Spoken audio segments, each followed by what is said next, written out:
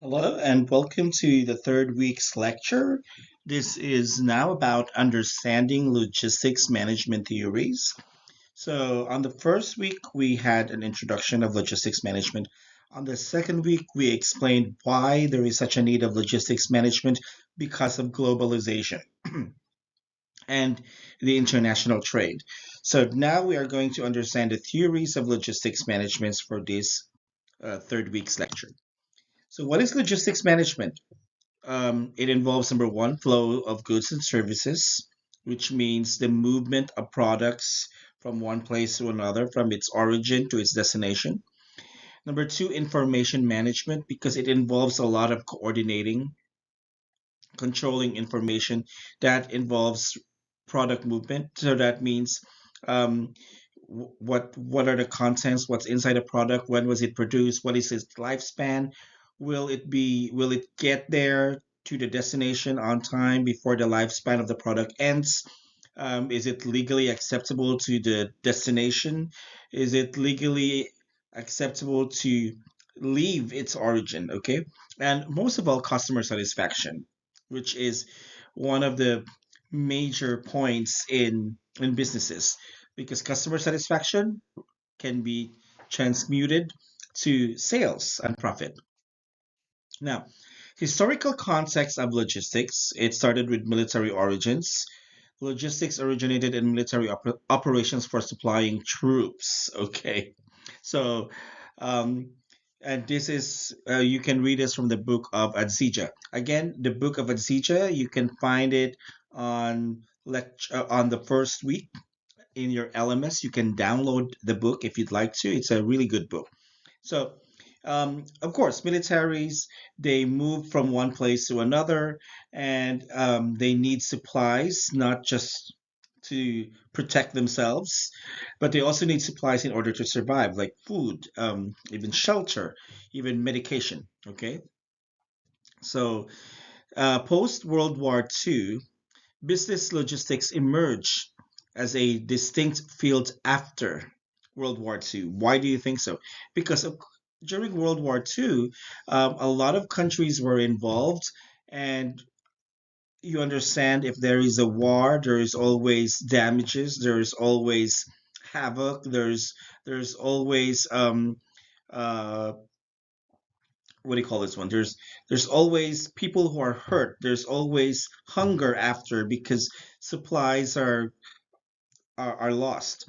So now these areas that are affected by war, they do not have the enough supplies to provide for their needs because their supplies may have been ransacked by, I don't know, the military, um, as the military tries to survive in times of war, and the civilians are the ones most affected by it. So after World War II, the damaged areas, the damaged places, um, they're apart from they're no longer a place uh, that is livable, or that is a good place to thrive in. But again, the victims of war have no choice. Where will they go? What is there any place that would take them in? Um, and what jobs can they do when there's no economy? All the businesses are affected as well. They are closed.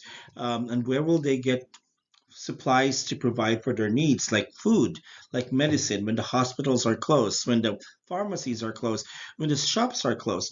So that is when business logistics started to sink in that, oh, we can provide for these people. All we just need to do is to ship all these products that we have right here that may be in excess in our countries, and we can ship it to them to provide for their needs. Now, when these provisions are shipped and the victims are being provided, you of course, some of the victims still have their financial capacity. Some may have totally lost it, but some may have saved their assets and money perhaps. And so of course that they do not that they because of the fear that they will lose all these supplies again. So that's why they are requesting if they can get more of these supplies in exchange for whatever assets or money that they can provide. So that's it. That's when business logistics started to emerge. Okay. Now today, logistics is very crucial because of globalization, as what we explained last week. Um, Globalization and international trade, and most especially that now there is now interdependency and interlinkage of the country's economies. So logistics is very crucial for these movement of international of products internationally and globally must continue, because otherwise if it stops it can really affect a country's economy, and when one of the country's economies is affected it will create a ripple effect, and it will eventually affect the other countries' economies. Now, the core components of logistics, number one is transportation. Okay, because you need transportation to move the products, either by air freight, sea freight, or by train transport or by land transport. Number two is warehousing. Okay, because not all products can be shipped at the same time, unless if you have unlimited supplies of planes or unlimited supplies of ships or boats or trains. So not all products can be shipped at the same time. And most people are not shipping on the same day. So um, it would be cheaper. Okay, it would be more cost effective if you will ship all the products that are being scheduled to ship weekly. Okay, why? Because if you are doing it daily, the expenses of the transportation daily is will cost more than the transportation that will move this product once a week, right? So, like let's just say, for example, the gasoline that moves that powers the car to deliver the products. So, if you have a car and you want the product to be delivered to San Diego, and so if you are in no rush, if you are not in a hurry to have that product delivered to San Diego, so that product can wait. Okay, it can wait until other products come in, other products come in, other products come in. By the end of the week, all these products that came in for that week will be delivered all together to San Diego. So all these owners of different products are contributing to the cost of the gas, the salary of the driver, and the mileage of the car to travel to San Diego. So that means whatever cost to ship those products to San Diego on that day will be divided by the owners of these packages who have products to be sent to San Diego. Now, if if you want your product to be shipped right away, it will be more expensive, right? So, since there are products who will be waiting for other products to arrive so that they can all be shipped together at one time for a cheaper and more effective, more cost effective process. So these products are being stored. Okay, and when we store them, that is when we warehouse them. Okay, and when we store them in order that which one goes first, which one needs to be delivered first, which one arrives today and should be part of the delivery by Friday. So that will be sorted, and that will be classified into the warehouse. So the purpose of the warehouse is, number one, to make sure that the products or the goods are safe, that they won't get lost. Number two, to also make sure that the products are properly classified and labeled. When will they be shipped? Okay. So, and number three, with the warehouse or the storage area, you can have a big warehouse. If you're a small logistics company, you can have a small storage area. It depends on what your company needs. As long as you have a safe place to store the products while waiting for them to be shipped, and that way you can properly classify and label them to their dates of shipping. And most likely you can do an inventory, which leads us to the third important component of logistics, which is inventory management. So, inventory management allows you to control the stocks and the orders and which ones are fulfilled, which ones are delivered, which ones are not. Okay. And lastly, the order process. That is when you handle the customers and their orders. So that's why there are certain, if you notice, like the big ones, like the DHL, um, FedEx, they can actually deliver your products at the day you want it to be delivered.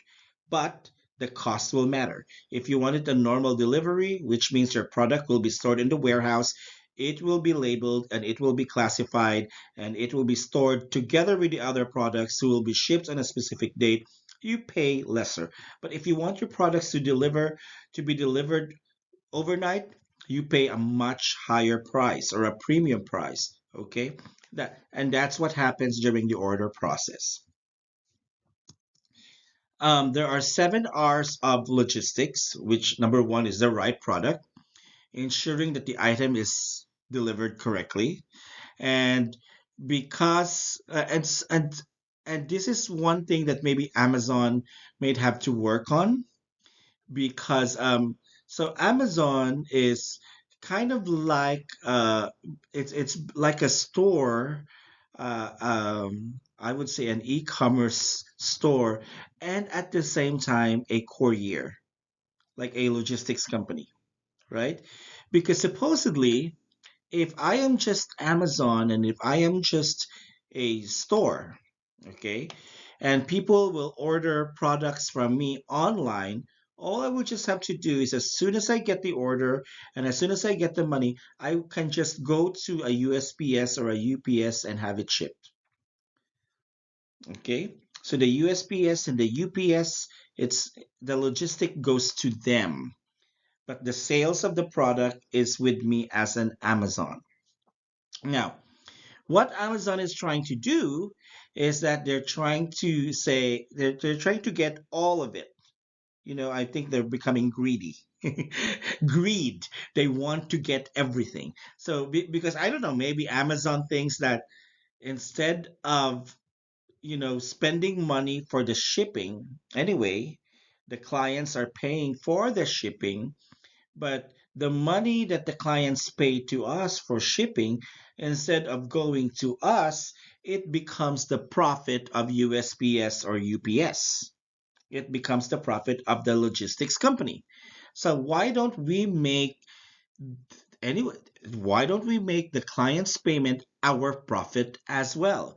So that means Amazon is making money from number one, from the sales of the products that they sell, number two, from the shipping cost that you pay them, because they are also acting as the logistics company of their products. So they are the ones delivering it. But of course, one of the R's can be an issue because there are certainly um, a lot of issues when it comes to delivering the correct item, right? Or the correct product. Number two, the right quantity, which is also another issue with Amazon. And with Amazon, sometimes they will just, if you call Amazon customer service, you know what they tell you? They will just tell you to keep it. They will not ask you to return the product unless if it's a very expensive product. Because the reason is the cost of logistics of returning it will be more than keeping it. Okay, so do you understand? Like for example, if I have a product that's cost $35, and then that's the cost of the product, $35, and I paid extra $10 to Amazon to have it shipped overnight, so I spent $45. And then it arrived, but then the product is wrong. So if I am going to ship it back, how much would the shipping cost will be? I would rather keep it and pay for another product, because that in that way the amount of money that you lost will be smaller compared to sending it back and ordering another product again.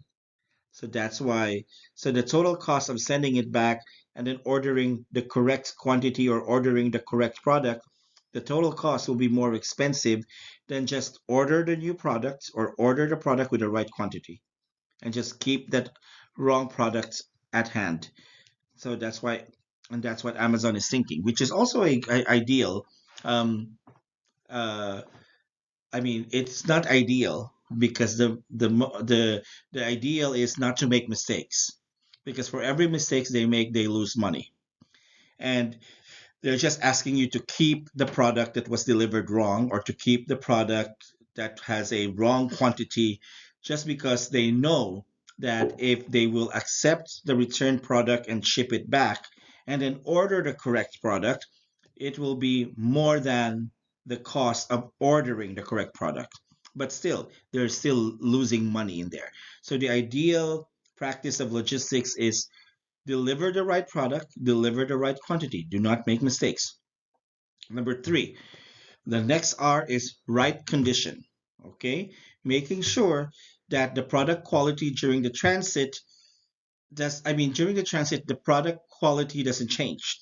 That's why I told you, like, what whatever the customers order when they order it online, it should arrive the same as it was expected to be. So that is why we also look at the lifespans of products, because lifespans are very important.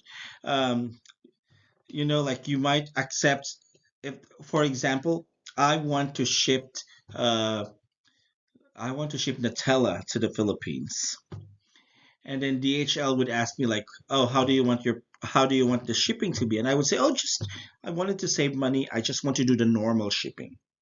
What if the normal shipping, they will have to store my Nutella in the warehouse. The weather condition in the warehouse. It's not too hot, but it's also not cold. It's like room temperature. But it can grow during the summer. It can be really hot because um, warehouse are just makeshift rooms. Number two, what if by the time it gets to be delivered, it takes 2 months, and by the time it's delivered, my Nutella is already expired. Okay, so although it's my responsibility as a customer to know when the expiration date of my product is, or what is the lifespan of my product, but as a logistics business, you also have the responsibility to inform your customer that, oh, what is the lifespan of your product?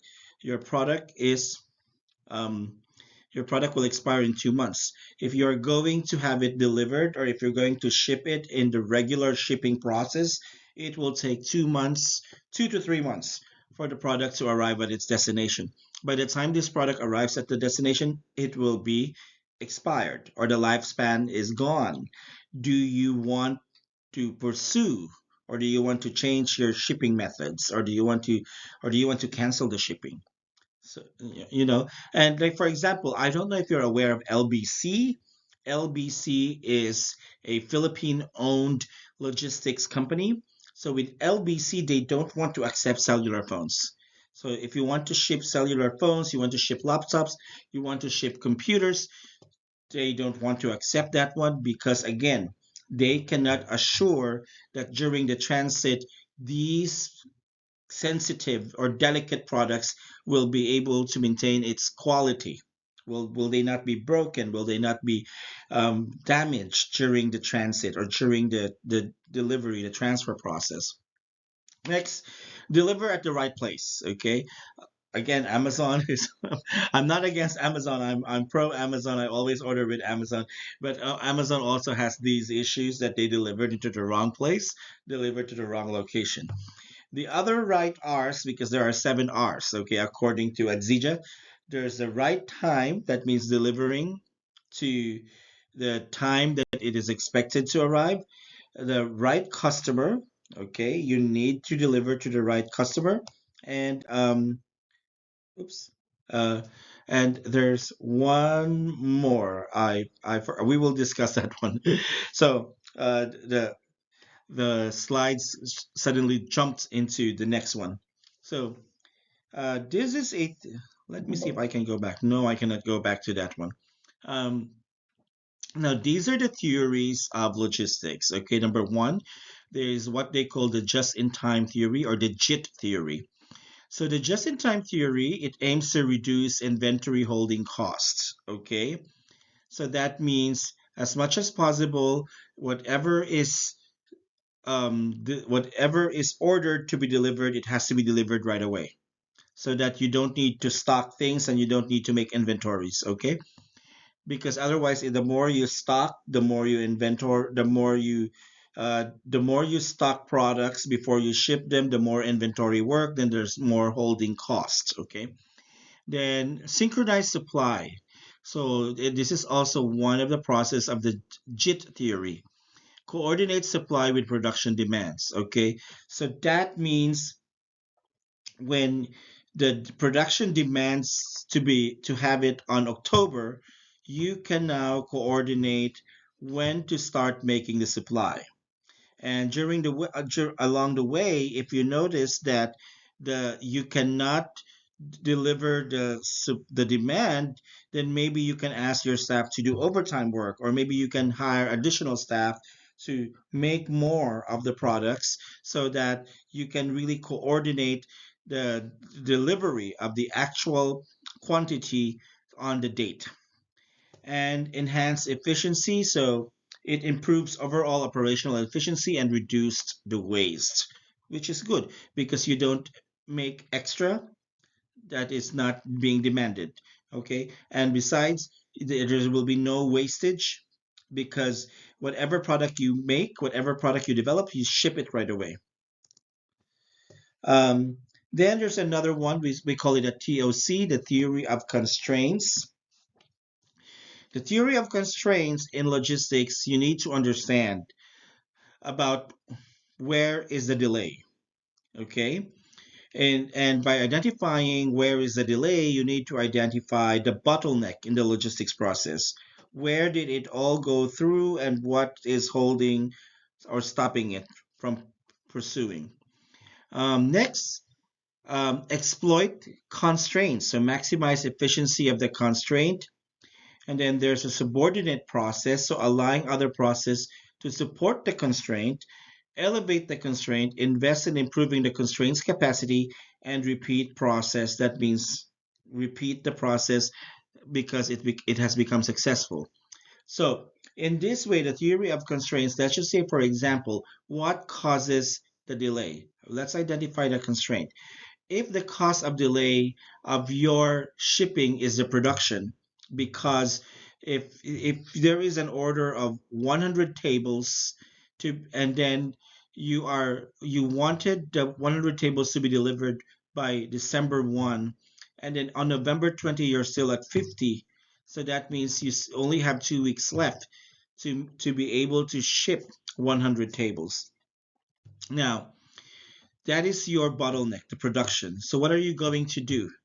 You maximize the efficiency of the constraint, exploit the constraint. So what are we going to do now? Since you are trying to coordinate the production to the shipping, so what are you going to do? You are going to align the other processes of the constraint, which means, okay, let's have overtime work or let's get more people to work. Okay, so that the constraint will, it depends on you. You can even say, okay, those who work overtime will be compensated with this. Those who can make 100 tables in one day will receive a bonus. So different strategies just to maximize the efficiency of the constraint, okay, to eliminate that constraint. Lean logistics. The principles of lean logistics is number one, eliminate waste by not overstocking, continuous improvement, and respect for people. The benefit of this one will be it will reduce the cost, It will improve the quality because again, if you d- if you don't stock and store products and just ship them as they should be, you make the products arrive faster to its destination. And when products arrive faster to its destination, then that means the chances that the quality of the product is retained. And of course, it's reduced the cost because you reduce the cost of holding and increase efficiency, which means it's faster. Now, that's what's lean logistics. Now, agile logistics is different. Agile logistics adapt quickly to changing market conditions. Okay, you become flexible, responsive. You react swiftly to customer demands. Collaboration fosters strong partnerships across the supply chain and technology integration. Leverage digital tools for real-time decisions. Okay, if you're going to ask me the lean logistics, that works best locally. That works best if you're handling shipment and movement of local products, like interstate or intercity. Okay, because whatever products you receive, you just ship it right away. Lesser cost, faster. You don't need holding, um, and because the distances of the delivery is not too far. Okay, but if you are already a bigger logistics company wherein you try to accommodate shipment of products outside, maybe outside the country. Okay. However, because you want, you need to be agile. You need to have the agile logistics because number one, you need to, number two, you have to be responsive to customer demands. Customer demands for international shipping can be really high, and number one, the market conditions can change. So um, if if this product is like, let's just say for example, if iPhone 15 is a hot product for 2023, what will happen after 6 months? Will iPhone 15 still be a hot product after 6 months? Now, if you do the holding and stocking, and you decide to, okay, let's just trans to be able to save costs, let's ship iPhone 15s all together by the end of the month. The question is, when that iPhone 15 arrives to its destination, will it still be a hot item? So, because of the changing market, so you need to be flexible. You need to be responsive to what the customer demands. As long as there is a demand, you can keep on shipping. But if there's no demands, what's the purpose? Then partnerships across supply chains and leverage digital tools for real-time decision making, because again, you are now a bigger logistics company, so that means you have more demands and you have now more bureaucratic procedures to undergo through as you cross borders when you move the products.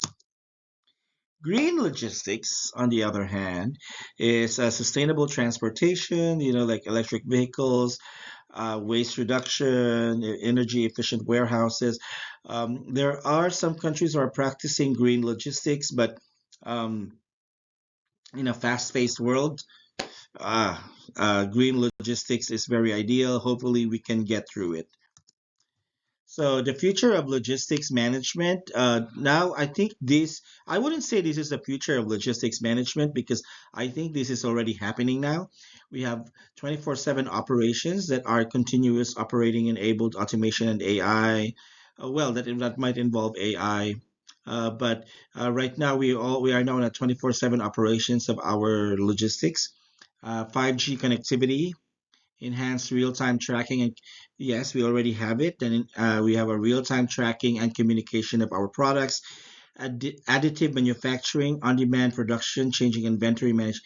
We have this. Amazon is doing this, and IoT, Internet of Things, smart devices optimizing supply. Additive manufacturing. This is very common in books. When you are an author, suppose before when you are an author, you go to a publishing house, ask the publishing house to publish your books. They will publish a certain numbers of your books, and they will make it available in the bookstores. Okay, but now. Um, you can just have your books published with Amazon, and Amazon doesn't need to print a certain number of books that needs to be available on the bookstore. People can just go to Amazon and order your book. So how many orders they will get, that's the amount of books that they will produce. So we have now like additive manufacturing.